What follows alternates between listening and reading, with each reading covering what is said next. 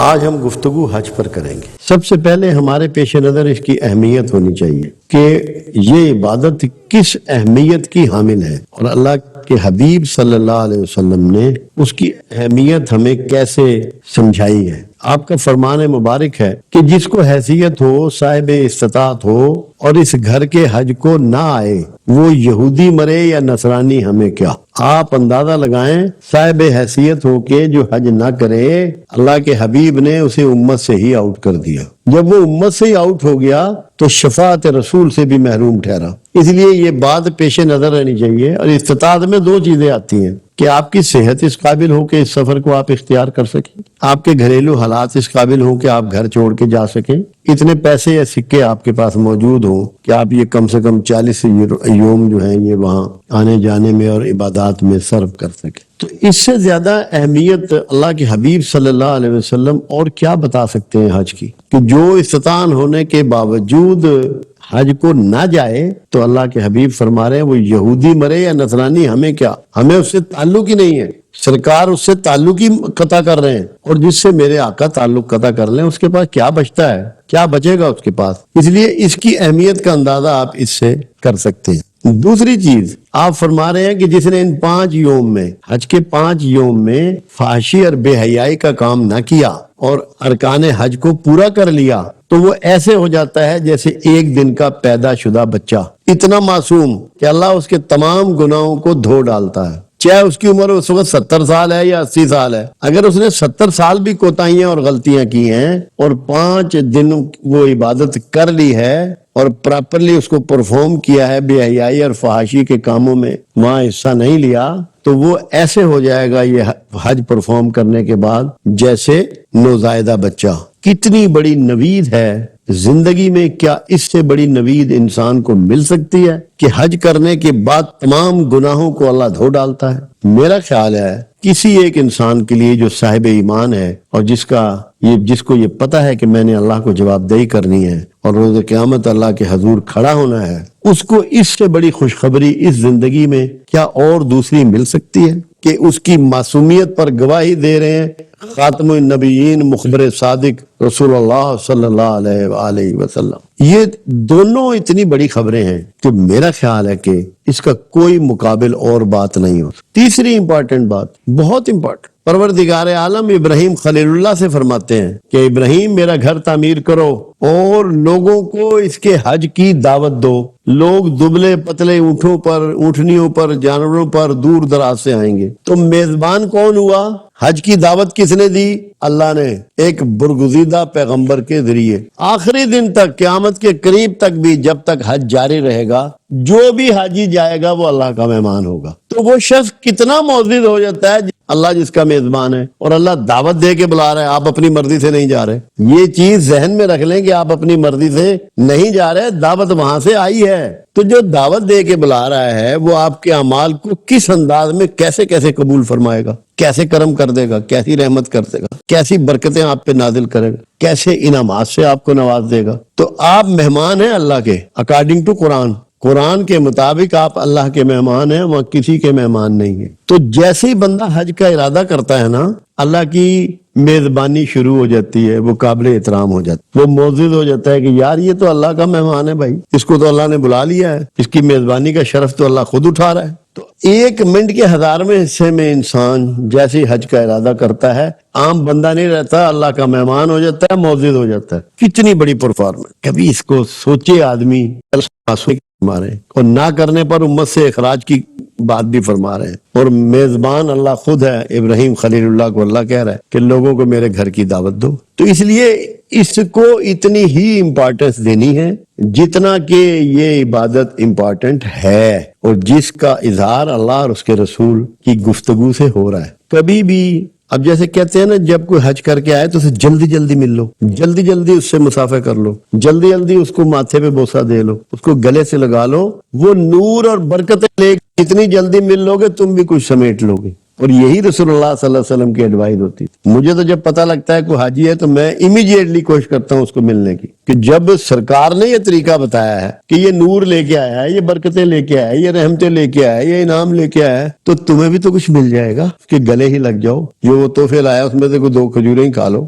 تو कितनी इंपॉर्टेंट ये इबादत है। तो जब तक हमें इसकी अहमियत का अंदाजा नहीं होगा, इसको हम उस तरीके से परफॉर्म नहीं कर सकते। हमने इसको एक रिवाज बना लिया है, रिचुअल बना लिया है। इतनी बड़ी इबादत को रिवाज नहीं हो सकता, उसके अंदर हिकमतें होंगी, दानाई होगी, ताल्लुक बिल्ला होगा, कोई खास इखलास होगा, खास कुव्वत पे ना होगी। हमें उस पर बात करनी। 2009 में मैं हज पे गया तो यहाँ लाहौर में साथियों ने बहुत बड़ी एक मुलाकात का लंबी करते करते करते को 350-400 लोग इकट्ठे हो गए, खाना शाना हुआ। मुझे कहने लगे कि आप किस लिए हज पे जा रहे हैं, खास आपके जहन में क्या बात है। मैंने कहा एक तो यही बात है जो मैंने अभी आपको सुनाई है कि कैसे कैसे इनामात हैं, कैसी कबूलियत है और रसूलुल्लाह सल्लल्लाहु अलैहि वसल्लम की तरफ से कैसी वईद है ना करने पे। मैंने कहा एक अजाफी बात और भी है। मैं बैंक में मुलाजिम रहा हूँ, जरम का रहने वाला हूँ, रिश्तेदारियां हैं, दोस्ती है, ताल्लुक है, लोगों के साथ मरना जीना है। तो मैं देहातों में गया, शहरों में गया, मोहल्लों में गया, जिन जिन लोगों के साथ मैंने नौकरी की, जिनके साथ मैंने सफर किया, जिनके मोहल्ले में मैं रहा, जो मेरे बचपन के क्लास फेलो, मैंने जितने लोग हयात थे उन सबसे माफी मांगी। जा मुबादा मेरी जुबान या हाथ से किसी को दुख पहुंचा हो तो मैं इनसे माफी लूं। मैंने कहा मेरा हज तो ये है कि मखलूक से माफी इकट्ठी करके खालिक को पेश करनी है कि अब तू भी माफ कर।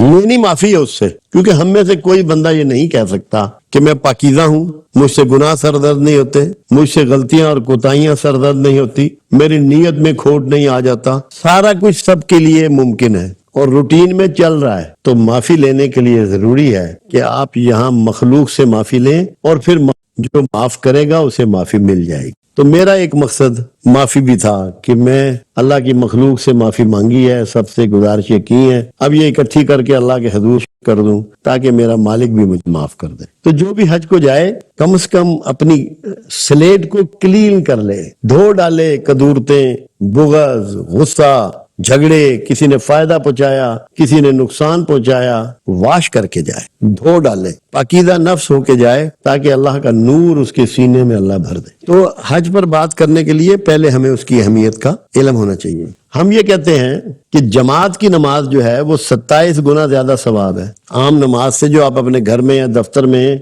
या गाड़ी में या किसी सहरा में अदा करते हैं। जो नमाज आप मस्जिद में अदा करते हैं उसका सवाब 27 गुना ज्यादा है, यानी कि 27 गुना ज्यादा, बहुत बड़ी फिगर है। और अब जरा आप अंदाजा लगाइए कि ये कितनी बड़ी इज्तिमाई इबादत है। जो आप मोहल्ले और गली में नमाज अदा कर रहे हैं और जब आप किसी बड़ी मस्जिद में जाते हैं, जुम्मा अदा करते हैं, फिर आपको इकट्ठा किया जाता है, ईदैन अदा करते हैं और फिर आपको हज पे भेज दिया जाता है।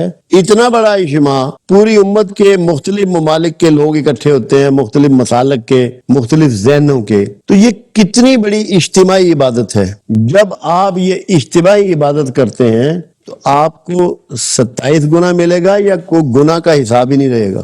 वहां आप देखें कि कितनी कमाल ये है। वहां कोई मसलक नहीं होता, कोई मकतबा फिक्र नहीं होता, कोई जुबान नहीं होती, कोई रंग नहीं होता, कोई नस्ल नहीं होती। तो जो इबादत का सबसे बड़ा शोभा है वो ये इससे कि अगर आप इस जज्बों से निकल जाएं, इन मनफी सोचों से और मनफी अंदाज को तर्क कर दें और आपके पेश नजर कोई काबिल नफरत ना रहे, आप में और उसमें किसी में तफरीक ना रहे, वो पोजीशन बनती है हज पे आपकी। कितने मोहतरम हो जाते हैं आप, कितने मुकद्दस हो जाते हैं आप कि जब आप बिल्कुल एक सिर्फ मोमिन की हैसियत से वहां जाते हैं, अल्लाह के दावत पे वहां जाते हैं। तो इतने बड़े इज्तिमा की जो इबादत है उसका सवाब कितना परसेंटेज बढ़ गया आप एस्टिमेट ही नहीं कर सकते। सिर्फ आपको उसको सोचना है कि पूरी उम्मत को सालाना अल्लाह इकट्ठा कर रहा है, अल्लाह को क्या मिल रहा है, अल्लाह को इससे क्या फायदा हो रहा है। इसका फायदा उम्मत को है कि वहां जाओ और सिर्फ वुजू करके नमाजें ना पढ़ो, सोचो कि रसूलुल्लाह सल्लल्लाहु अलैहि वसल्लम को अल्लाह ने क्यों माबूद फरमाया, आपको यहाँ क्यों भेजा, क्या सोचने के लिए भेजा, आपके जरिए परवरदिगार का मकसूद क्या है कि आपको इकट्ठा किया जा रहा है सालाना तौर पर। और फिर हर साल यही काम होता है, एक साल सोचो, गौर व फिक्र करो, अगले साल जाके वहां देखो कि जो जो आपने गौर व फिक्र किया था उस पर आप कितना चले, आपने कितना उस पर काम किया। ये आपको वहां इकट्ठा किया जा रहा है रसूलुल्लाह सल्लल्लाहु अलैहि वसल्लम के प्रोग्राम की तकमील के लिए, अल्लाह के प्रोग्राम की तकमील के लिए। रसूलुल्लाह सल्लल्लाहु अलैहि वसल्लम का प्रोग्राम क्या था تمام کائنات سے شرک و بت پرستی کا خاتمہ۔ یہ وہاں جا کے جو پہلی چیز سوچنی ہے وہ یہ سوچنی ہے کہ اب یہ کیسے ممکن ہے اور ہمیں اس بارے میں کیا کرنا چاہیے، کیونکہ رسول اللہ صلی اللہ علیہ وسلم کو ظاہرہ اتنی ہی عمر ملی کہ خطہ عرب تک یہ کام ہو سکا، ابھی پوری دنیا باقی ہے اور بے شمار جگہ پہ شرک و بت پرستی جاری ہے۔ تو سب سے پہلا پوائنٹ جو آپ نے وہاں سوچنا ہے اور جس پہ غور و فکر کرنا ہے وہ یہ ہے کہ رسول اللہ صلی اللہ علیہ وسلم کے مشن میں سے جو کام باقی ہے، جو خطہ عرب تک ہی ممکن ہو سکا،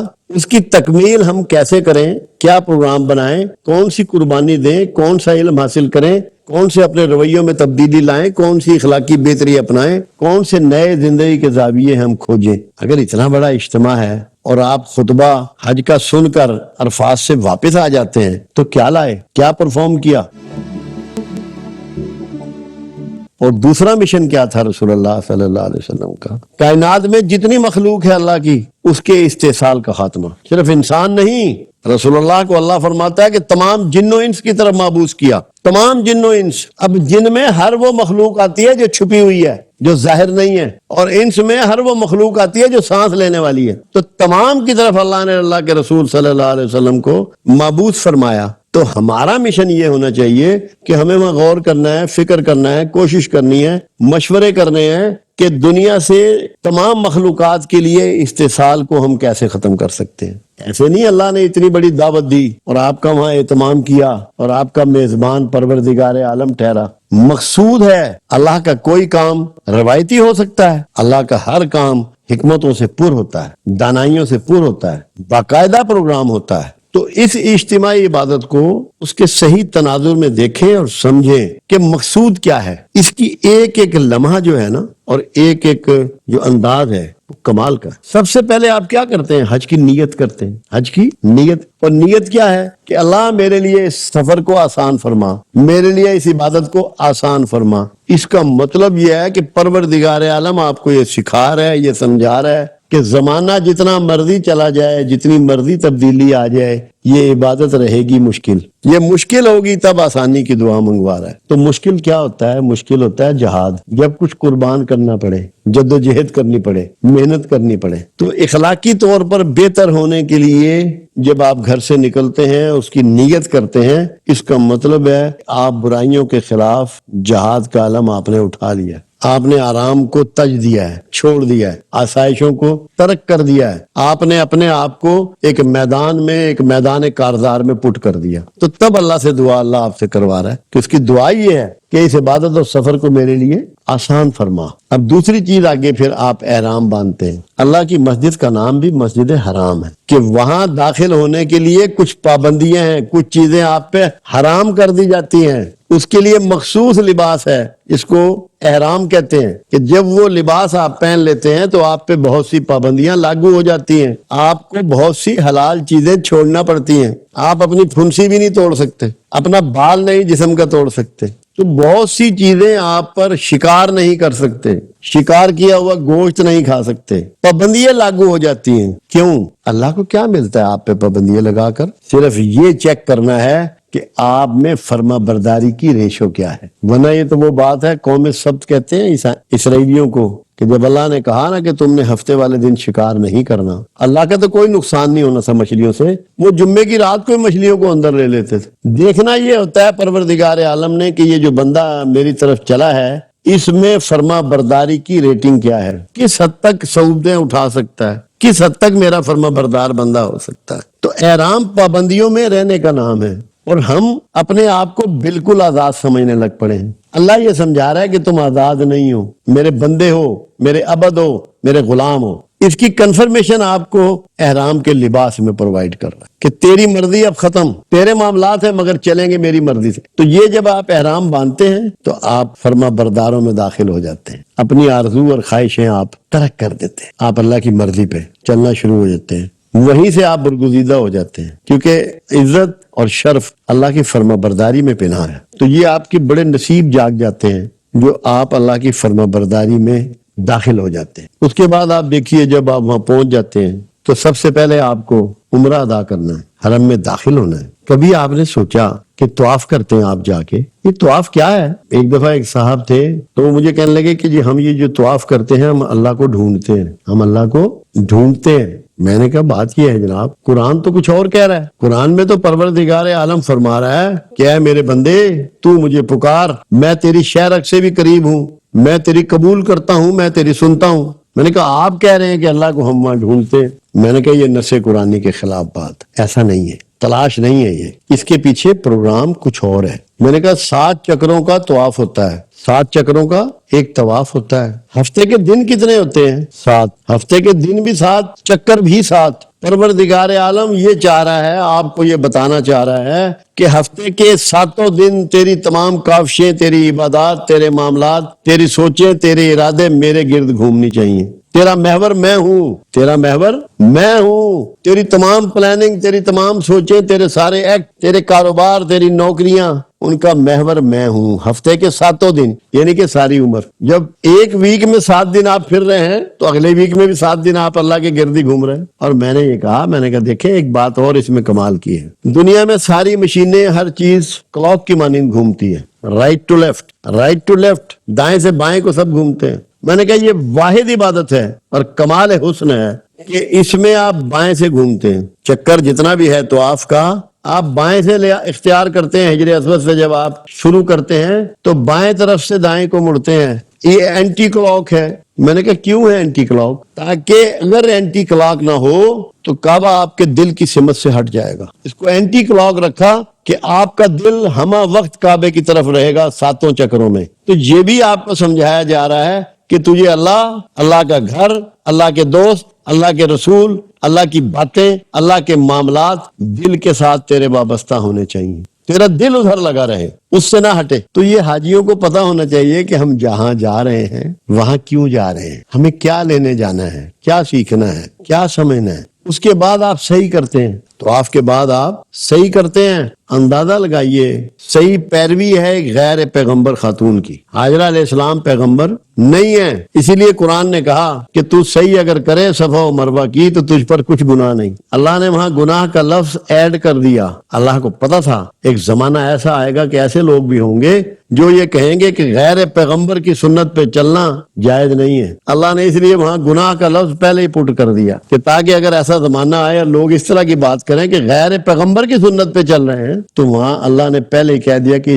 اس صحیح کا کرنا تیرے لیے گناہ نہیں ہے۔ آپ سے دوڑ لگوائی جا رہی ہے، کیا اب آپ پانی تلاش کر رہے ہیں؟ اللہ نے ایک ماں کی جنگل میں، تنہائی میں، صحرا میں محنت کو اتنی عزت دی، اتنی آبرو دی کہ اس کو آپ کی عبادت کا حصہ بنا دیا، آپ کی عبادت کا پارٹ اینڈ پارسل بنا دیا۔ عمرہ ہوتا ہی نہیں صحیح کے بغیر، اور عمرہ نہ ہو تو حج نہیں ہوتا۔ تو اگر آپ حج پرفارم بھی کرائیں اور مائیں، بہنیں، بیٹیاں آپ کی نظر میں معتبر نہ ہو جائیں، مقدس نہ ہو جائیں، تو کیا حج ہو گیا؟ جو محنت کر رہی ہیں اپنے بچوں کو پالنے کے لیے، اپنا خون پسینہ ایک کر رہی ہیں، ان کی تقدیس اگر آپ نہیں کرتے تو آپ نے کیا صحیح کر لی؟ کیا صفا و مروہ ہوا ہے؟ یہ بتایا جا رہا ہے آنے والے ہر انسان کو، آنے والے ہر زمانے کو، کہ سلام کرو ان ماؤں کو جو اپنی اولاد کے لیے اس طرح کی محنت کرتی ہیں، وہ سلام کے قابل ہیں۔ ان کی عزت کرو، ان کی تکریم کرو، ان کا احسان مانو۔ اور ایک قانون اللہ نے دیا وہاں، اور اللہ یہ کہتا ہے کہ جو بھی محنت کرتا ہے میں اس کا صلہ ضرور دیتا ہوں۔ تو صلہ کہاں دے دیا؟ بیٹے کی ایڑیوں میں، اور اس کو زمزم ٹھہر ٹھہر اتنا بڑا صلہ دیا کہ فرما رہی ہیں رک جا، تو اتنی تیزی سے بہ نکلا ہے کہ تو تھم ہی نہیں رہا، زمزم ٹھہر ٹھہر رک جا۔ تو اللہ بتا رہا ہے کہ کس لیول کا صلہ دیتا ہوں جو محنت کرتے ہیں اپنی اولاد کے لیے، سچ کے مطابق، حق کے مطابق، انصاف کے مطابق، پورے اخلاص نیت سے۔ تو یہ آپ کو پیغام دیا جا رہا ہے، حج پہ جائیں تو آپ کے ذہن میں یہ رہے کہ ہمیں اپنی اولادوں کو حلال سے پالنا ہے، ہمیں ان کو محنت سے پروان چڑھانا ہے، ہم نے ان کی ضروریات کو محنت کر کے حاصل کرنا ہے۔ یہ نہیں ہے کہ آپ وہاں صفا مروہ صحیح کی آ گئے، بھائی مقصد کیا آپ کے وہاں صحیح کرنے کا؟ اگر آپ پیغام لے کے نہیں آئے تو وہاں آپ کو 3 پیغام مل رہے ہیں۔ پہلا یہ، حالات کچھ بھی ہوں محنت اور جدوجہد سے باز نہیں ہے، دوڑ رہی ہے، کتنی دلیر ہے، کتنی سچی ہے، کتنی محنتی ہے، کتنی اللہ پہ اس کا توکل ہے۔ آپ کو یہ سکھایا جا رہا ہے۔ حج پہ ایسے نہیں آپ کو بھیجا جا رہا۔ حج ہے کیا؟ 4 پرسنالٹیز ہیں مین، ان کا رویہ آپ نے جا کر مشاہدہ کرنا ہے۔ ابراہیم خلیل اللہ، اسماعیل ذبیح اللہ، حاجرہ علیہ السلام اور رسول اللہ صلی اللہ علیہ وسلم۔ یہ 4 پرسنالٹی کے حالات کو، واقعات کو آپ نے جا کے خود ان آنکھوں سے فزیکلی مشاہدہ کرنا ہے، کیونکہ سنی سنائی پڑھی ہوئی بات وہ آپ کے اندر احساس پیدا نہیں کر سکتی، وہ تبدیلی نہیں لا سکتی جو مشاہدہ آپ کو دے گا۔ یہ جب آپ فزیکلی وہاں مشاہدہ کرتے ہیں نا، اور پھر اس کو سوچیں اس طرح جس طرح کی اس کی تاریخ ہے، ایک ایک رکن کو سوچیں، کوئی رکن حکمتوں سے خالی نہیں ہے، پر ہے، بھرے ہوئے ہیں، آپ کے لیے ہیں۔ اللہ نے تو کسی پہ عمل نہیں کرنا، آپ نے کرنا ہے، صاحب ایمان نے کرنا ہے، جو مقرب الہ بننا چاہتے ہیں انہوں نے کرنا ہے، جو رسول اللہ کا قرب چاہتے ہیں انہوں نے کرنا ہے۔ تو حاجرہ ایک دلیر عورت، آپ کو دعوت دی جا رہی ہے دلیری کی، بے خوفی کی، توکل کی، اولاد کے لیے جدوجہد کی، یہ دعوت ہے وہ صحیح جو ہے۔ اور اگر آپ آ کے یہ نہیں کرتے، آپ نے اس کو مثبت انداز میں نہیں سیکھا،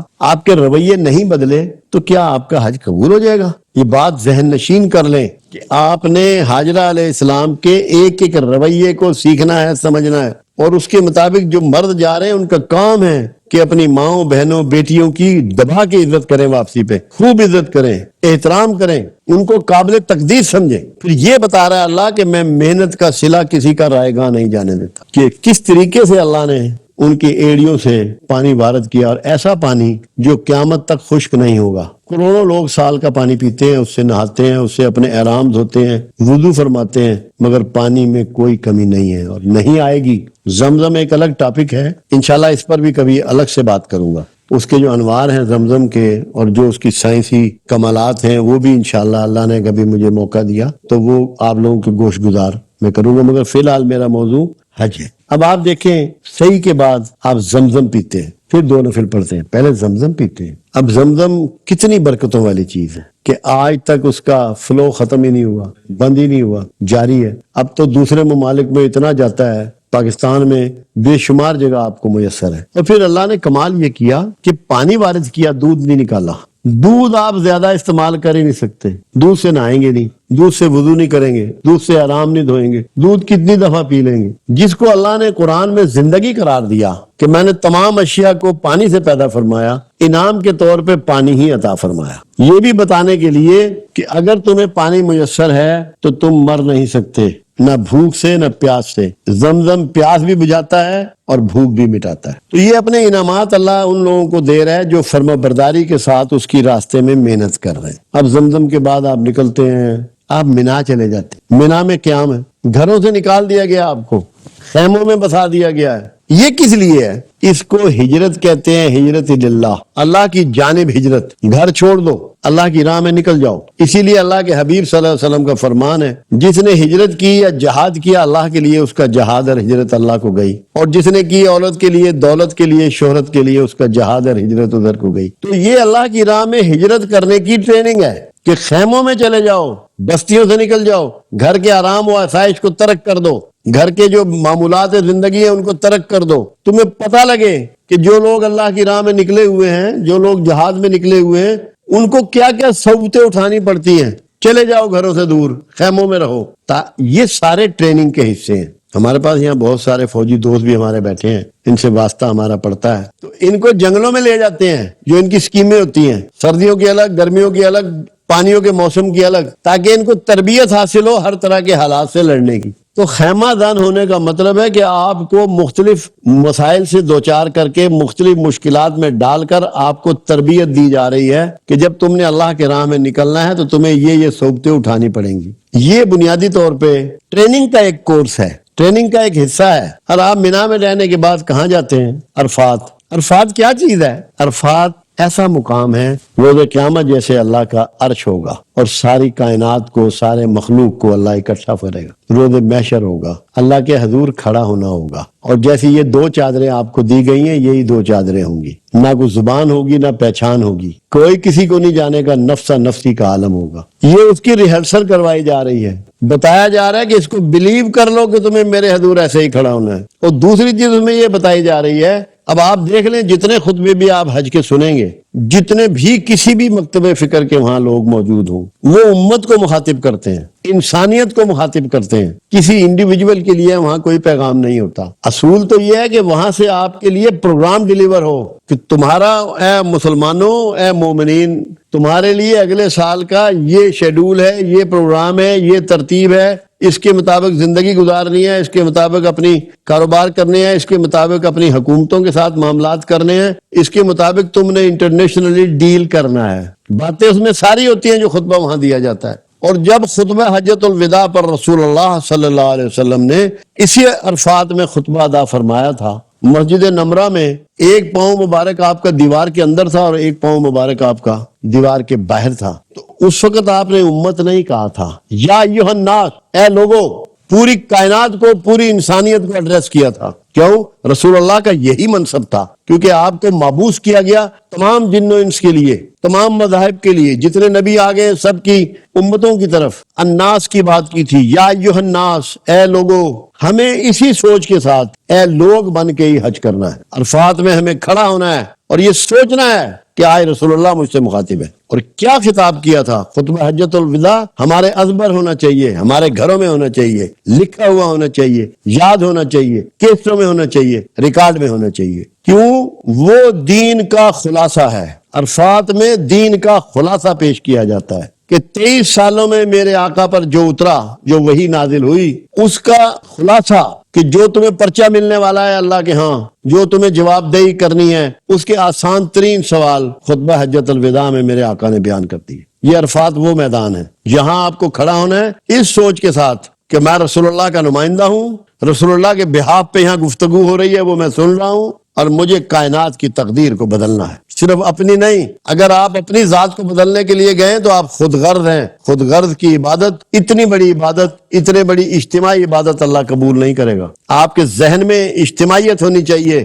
دنیا کے دکھ مٹانے ہیں، دنیا سے ظلم مٹانا ہے، دنیا سے برائیوں کو مٹانا ہے. عرفات کا جو میدان ہے وہ اس لیے ہے، اور اللہ کے حضور سرخ روح ہونا ہے. اور میں نے تو ایک دفعہ ایک بات کہی تھی، میں اس کو آج دہرائے دیتا ہوں عرفات کے حوالے سے، کہ آپ 2 چادروں میں وہاں کھڑے ہیں. پوری دنیا کو یہ پیغام ہے کہ ہم امن کے پجاری ہیں، امن کے ماننے والے ہیں. ہمارے کسی کے ساتھ تلوار نہیں بندھی ہوئی، ہتھیار نہیں بندھا ہوا، توپ لے کے نہیں آئے، بندوقیں لے کے یہاں نہیں آئے، ہم خالی ہاتھ ہیں، امن کے پیغمبر ہیں. اسی اور سفید لباس ویسے ہی امن کی علامت ہوتا ہے. اور خاص پیغام اس میں دیکھیں آپ، میں یہ سمجھایا کرتا ہوں کہ عرفات میں آپ کیا پیغام دے رہے ہیں اللہ کو بھی اور دنیا کو بھی. آپ کہتے ہیں اللہ دیکھ لے میرا لباس، میرے اس لباس پر کسی کے خون کا چھیٹا نہیں ہے، میں نے کسی کے ساتھ زیادتی نہیں کی، میں نے کسی کا خون نہیں بہایا. دیکھ میرے مالک، اس میں جیب ہی نہیں ہے، میں نے کسی کا مال نہیں لوٹا، میں تو خالی جیب آیا ہوں. دیکھ میرے مالک، میرا تو اپنا سر ننگا ہے اور روڈا ہے. عمرہ کرنے کے بعد سر تو ویسے ہی ٹنڈ ہو جاتی ہے کہ اللہ میرے تو اپنے سر پہ پگڑی نہیں ہے، میں نے زندگی میں کسی کی پگڑی نہیں اچھالی. یہ آپ سٹیٹمنٹ بھی لانچ کروا رہے ہیں اللہ کو وہاں عرفات میں، سٹیٹمنٹ لانچ کروا رہے ہیں کہ پروردگار عالم تو گواہ رہنا، کسی کے ساتھ زیادتی نہیں کی، کسی کا خون نہیں بہایا، کسی کا مال نہیں لوٹا، کسی کی عزت نہیں اچھالی. عرفات بہت بڑا پیغام ہے، مگر اس کا بنیادی پیغام یہ ہے، آپ یہ سمجھیں کہ آپ گفتگو سن رہے ہیں رسول اللہ کی کسی کے بہاف پر، رسول اللہ کے بہاف پہ جو شخص بول رہا ہے، جو امام وہاں کھڑا ہوا ہے، اور آپ نے اس پیغام کو لے کے دنیا کی تقدیر بدلنی ہے. آ کے وہی سود کا کاروبار نہیں کرنا. واپس آ کر مجھے کسی شخص نے پوچھا یہ کیسے پتا لگ جائے کہ حج قبول ہوا یا نہیں ہوا؟ میں نے کہا یہ بہت آسان ہے، یہ کوئی دشوار نہیں ہے. اس گھر کی برکت ایسی ہے جو تم لے جاتے ہو بڑھا کے لے آتے ہو. اگر معافی لے گئے ہو تو رکت بڑھ جائے گی تمہاری، تمہارا دل نرم ہو جائے گا، آنسو چھلک چھلک جایا کریں گے. اور اگر غصہ لے گئے ہو اور غضب لے گئے ہو اور حسد لے گئے ہو تو وہ بھی بڑھ جائے گا. واپس آؤ گے تو پہلے سے زیادہ سخت ہوگے، تمہارا رویہ زیادہ کھردرا ہوگا، لوگوں کے لیے زیادہ تکلیف دہ ہوگا. میں نے کہا کسی سے پوچھنے کی ضرورت نہیں ہے کہ میرا حج قبول ہوا نہیں ہوا، خود آپ کو اللہ اس کی گواہی دے دے گا. اگر آپ کا رویے میں تبدیلی بہتری کی طرف آئی ہے تو حج قبول ہو گیا ہے، اور اگر بہتری کی طرف نہیں آئی تو آپ سمجھ لیں کہ قبول نہیں ہوا. تو عرفات کی بہت بڑی بنیاد ہے. پھر آپ دیکھیں کہ آپ کو مزدلفہ بھیج دیا جاتا ہے، مزدلفہ بھیج دیا جاتا ہے. کبھی سوچا کہ کنکریے چن رہے ہو، جیسے پنجابی میں کہتے ہیں کہ گویا چن دیں لوگ، ایسے کنکریے چن رہے ہو؟